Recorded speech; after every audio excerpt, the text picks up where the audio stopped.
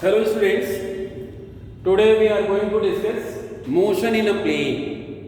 अभी तक हम लोग जो स्टडी कर रहे थे मोशन इन स्ट्रेट लाइन पढ़ रहे थे। मोशन इन स्ट्रेट लाइन का मतलब क्या हुआ कि जो ऑब्जेक्ट है उसकी जो इनिशियल वेलोसिटी है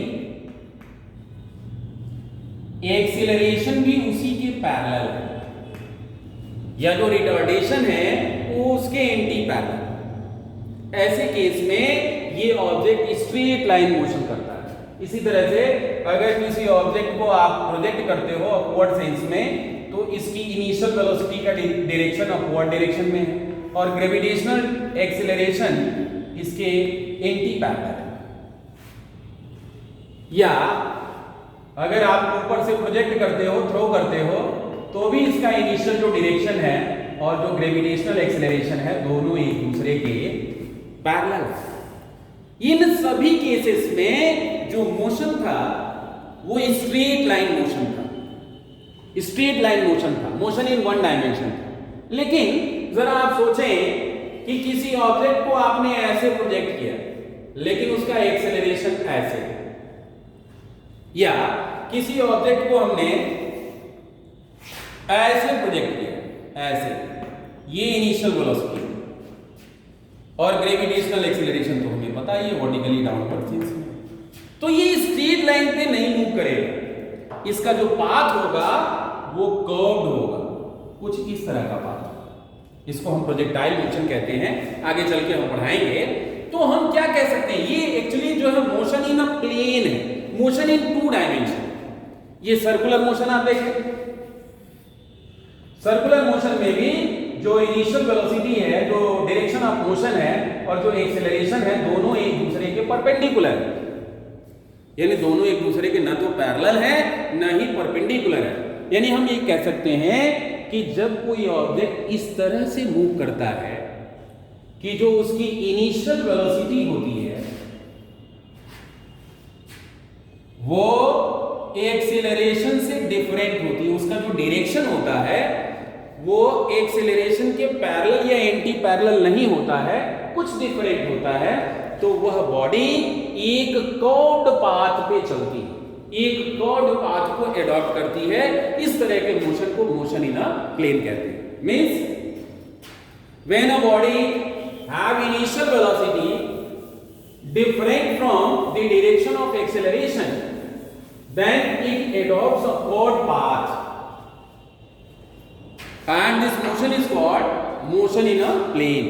Projectile motion, circular motion are the best examples for the motion in a plane. Now come to displacement. अभी तक जो हम लोग डिस्प्लेसमेंट पढ़ते थे वो वन डायमेंशन में पढ़ते थे, अभी हम टू डायमेंशन में डिस्प्लेसमेंट पढ़ रहे हैं। I am supposing two-dimensional displacement. I am supposing a particle starts from this position and reaches to this point. ये मोशन इन अ प्लेन में है, यह ऑब्जेक्ट यहां से यहां तक मूव करता है। इसका यहां पे इनिशियल जो पोजीशन वेक्टर था वेक्टर r था या वेक्टर r1 था और यहां पे जो इसका पोजीशन वेक्टर है वो वेक्टर r2 है। इसके कोऑर्डिनेट्स यहां x1 y1 थे और यहां इसके कोऑर्डिनेट x2 y2। अब जब आपको डिस्प्लेसमेंट फाइंड करना होगा तो डिस्प्लेसमेंट तो शॉर्टेस्ट डिस्टेंस होती है। डिस्प्लेसमेंट इसमें क्या होगा, डिस्प्लेसमेंट इज AB और AB क्या होगा, AB को निकालने के लिए डायरेक्ट तो हम लोग कह सकते हैं OB माइनस OA। एक्चुअली इसको हम ऐसे फाइंड कर सकते हैं, triangle law of vector addition, OA plus AB is equal to OB. OA plus AB is equal to OB. Therefore, AB is equal to OB minus OA. OB minus OA means displacement is equal to OB का position vector क्या है R2। ये displacement R2 minus R। इसको Cartesian system में क्या लिख सकते हो, R क्या होता है, एक्चुअली r को जब हम लिखते हैं vector r is equal to, तो हम लिखते हैं i cap x plus j cap y, तो r2 क्या हो जाएगा i cap x2 plus j cap y2। तो I cap x2 plus J cap y2 minus I cap x1 plus J cap y1। इसको देखें हम, ये हो जाएगा I cap x2 minus x1 plus J cap y2 minus y1, ये हो जाएगा। तो ये जो डिस्प्लेसमेंट है, डिस्प्लेसमेंट की वैल्यू हमें ये मिल गई। इसका मैग्नीट्यूड कितना होगा? डिस्प्लेसमेंट का मैग्नीट्यूड होगा under root this square plus this square, sorry x2 minus x1 whole square plus y2 minus y1, ये डिस्प्लेसमेंट हो जाएगा। तो इस तरह से हम लोग इसको पढ़ सकते हैं। Now come to velocity. What will be the velocity? The time rate of displacement is called velocity. The time rate of displacement is called velocity. तो displacement अभी हमको जो मिला हुआ था उसको हम डेल्टा r से अगर लिखें डिस्प्लेसमेंट को, जिसको आपने लिखा था r2 माइनस r1, इसको डेल्टा r से हम लिख रहे हैं। अब ये जो हो जाएगा, अभी हमने पढ़ाया था x2 minus x1 I cap plus y2 minus y1 J cap, ये डेल्टा है। इसको डेल्टा t से डिवाइड कर दीजिए, delta r upon delta t क्या होगा? This is the average velocity, actually this is average velocity, और delta T tending towards zero कर दें तो यही एवरेज वेलोसिटी इंस्टेंटेनियस वेलोसिटी में कन्वर्ट हो जाती है। Limit delta R upon delta T tending towards zero, और ये हो जाएगा डी आर अपॉन डी। अभी आर को हमने लिखा था d by d t, r is equal to x i cap plus y j cap, और इसको लिख लेंगे हम i cap d x upon d t plus J cap d y upon, और ये क्या है? Time rate of change of position on x axis, that is the x component of velocity, and time rate of change of position on y axis, that is y component of velocity। ये velocity को क्या, vector v is equal to I cap bx plus j cap dy, और इसका magnitude अगर आपको find करना है तो v is equal to under root bx square plus by square, ये मैग्नीट्यूड हो जाएगा। ऐसे ही हम लोग एक्सेलरेशन को भी फाइंड कर सकते हैं। एक्सेलरेशन 2 डायमेंशन में अगर हमको फाइंड करना है, you know a is equal to dv upon dt, या एवरेज एक्सीलरेशन अगर आप फाइंड कर रहे हो, average acceleration is equal to time rate of change in velocity, means ये हो जाएगा change in velocity upon time interval. अब यही टाइम इंटरवल हम छोटा कर दें, if delta t is very small that is tending towards zero, then instantaneous acceleration is equal to limit delta t tending towards zero, this is delta v upon delta t, and that will become dv upon dt. यानी first time derivative of velocity is called instantaneous acceleration। ये हो गया instantaneous acceleration। अब देखें v की value हमने क्या लिख ली, i cap bx plus j cap by, ये हो जाएगा d by d t i cap v x plus J cap v y, और इसको क्या लिख पाएंगे हम, i cap d v x upon d t plus J cap d v y upon, this is time rate of change of velocity on x axis, that is x component of acceleration x, and this is y component of acceleration dy. Vector A is equal to I cap Ax plus J cap Ay, means the magnitude of acceleration will be under root Ax square plus y square। ये magnitude acceleration का होगा।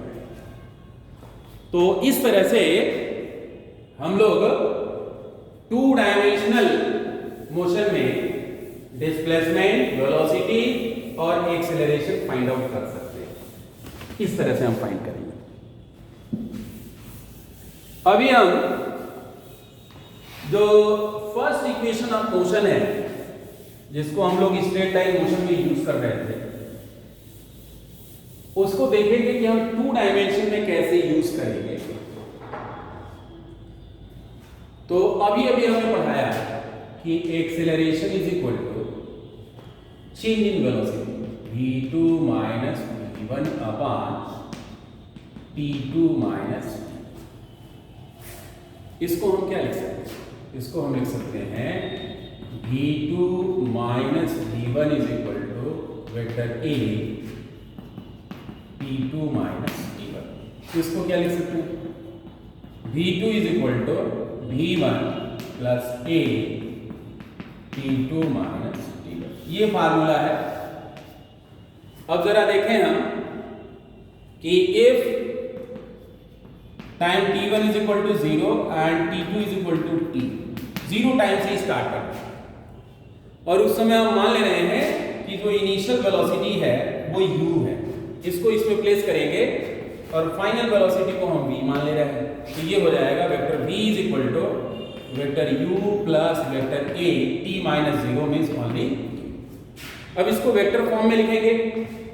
Vector v को हम क्या लिख सकते हैं? i cap vx plus j cap vy is equal to i cap ux plus j cap uy plus i cap ax plus j cap ay whole multiplied by t। अब i cap के coefficients आप जो है दोनों side में compare करो। जब i cap के कोफिशिएंट हम दोनों साइड में कंपेयर करेंगे तो हमें मिल जाएगा vx is equal to ux plus axt। ये x एक्सिस पे होगी। इसी तरह से y एक्सिस पे क्या लिख लेंगे? vy is equal to uy plus ayt। तो x एक्सिस पे भी इक्वेशन हमने देख लिया और y एक्सिस पे भी जो इक्वेशन ऑफ मोशन है उसको देख लिया। अब जरा हम देखते हैं कि जो सेकेंड इक्वेशन ऑफ मोशन है उसको हम कैसे डिस्कस कर सकते हैं। इसके लिए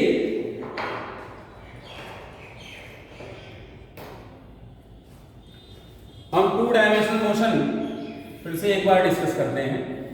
हम ये मान ले रहे हैं a body starts from point A with velocity v1 at time t1 and reaches to point b with a velocity v2 at time t2. The initial and final position vectors are r1 and ये case है। तो सबसे पहले तो हम ये देखेंगे कि इसमें एवरेज वेलोसिटी क्या है। एवरेज वेलोसिटी क्या है? तो एवरेज वेलोसिटी होगी, यूनिफॉर्म एक्सेलरेशन का केस है तो एवरेज वेलोसिटी के लिए हम लिख सकते हैं v1 plus v2 upon 2। Uniform acceleration v1 plus v2 upon 2। Also average velocity की वैल्यू होती है डिस्प्लेसमेंट अपॉन टाइम। दोनों को आप इक्वेट कर सकते हो क्योंकि लेफ्ट हैंड साइड दोनों में सेम है। तो ये हो जाएगा r2 minus r1 upon t2 minus t1 is equal to 1/2 v1 plus v2। ये v1 है और v2 इज इक्वल टू अभी अभी पढ़ाया हमने v2 is equal to v1 plus a t2 minus t। ये हमने पढ़ा। अब ये क्या हो जाएगा? ये हो जाएगा r2 minus r1 is equal to, ये क्रॉस मल्टीप्लिकेशन करेंगे 1/2 2v1 t2 माइनस t1 का क्रॉस मल्टीप्लिकेशन कर लिए हैं t2 minus t1 plus a t2 minus t1। ये लिख सकते हैं 1/2 को इसमें मल्टीप्लाई करेंगे तो ये लिख पाएंगे हम R2 is equal to R1 plus 2 cancel V1 T2 minus T1 plus half A T2 minus V1 whole square. ये फार्मूला हमको एक्चुअली ये जनरल फार्मूला है। हम ये एज्यूम कर रहे हैं कि if T1 is equal to 0 time से स्टार्ट कर रहे हैं। इस केस में कुछ एज्यूम्शंस लेने पड़ेंगे। R1 इज इक्वल टू हम R0 एज्यूम कर ले रहे हैं, V1 is equal to U assume कर ले रहे हैं and R2 is equal to R assume कर ले रहे हैं। तो ये फार्मूला क्या होगा इस केस में?